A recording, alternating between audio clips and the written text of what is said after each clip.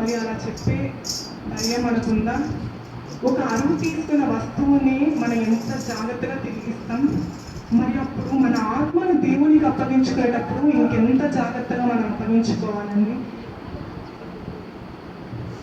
మీరు పరిశుద్ధులగుటయే దేవుని చిత్తము అని అపవిత్రమైన దేనియు ఆయన సన్నిధిని రావడానికి వీలు లేదని ఆయన చెప్పి ఉన్నాడు.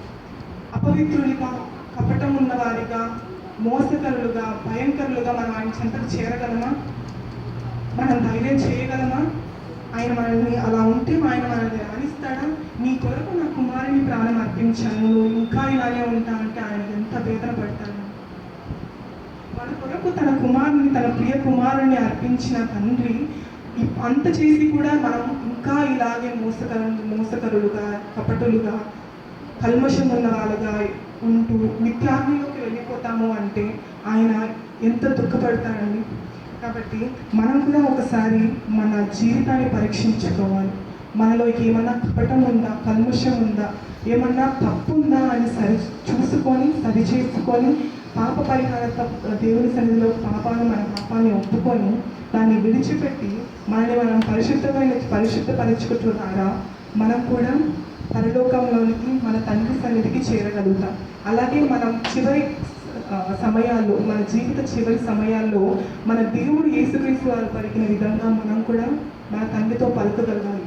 తండ్రి, ఇన్నాళ్ళు ఈ భూమి మీద నీ చిత్తానుసారం బతికాను, ఆనందము, సంతోషము, దుఃఖము అన్ని ప్రవేశం నీ కొరకే జీవించాను. ఇప్పుడు ఈ శరీరాన్ని వదిలి నీ సన్నిధికే వస్తున్నాను, నా ఆత్మను అంగీకరించాను. మనం కూడా మన దేవునితో చెప్పుకోగలగాలి.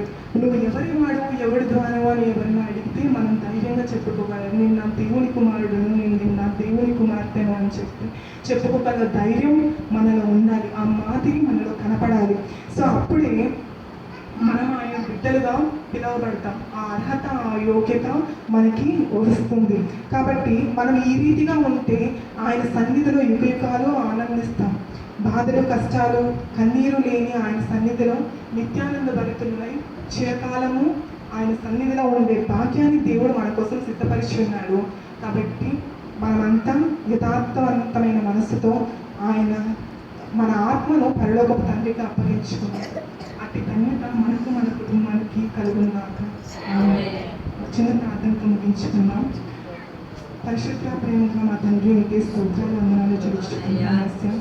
ప్రభేశ ఎంతో మహిమకరంగా ప్రభేశ మీరు సిలువలో పట్టిన 7 మాటలను ప్రభేశ మాకు తెలిసిన విధంగా మేము దాన్ని ప్రభేశ బోధించడానికి మీకు కృప చేసిన విధానం బట్టి మీకే స్తోత్రాలు, వందనాలు చెల్లించుకున్నాం. ప్రభేశ మా నోటి నుంచి వచ్చిన ప్రతి మాట మీ చిత్తానుసారమైనది ఉందని మేము నమ్ముతున్నాం. ప్రభేశ జ్ఞాపకం చేసుకోండి తండ్రి. ప్రభేశ వచ్చిన ప్రతి ఒక్కరి బిడ్డల హృదయాల్లోనూ, జీవితాల్లోనూ ఇది నాటబడడానికి కృప చేయండి.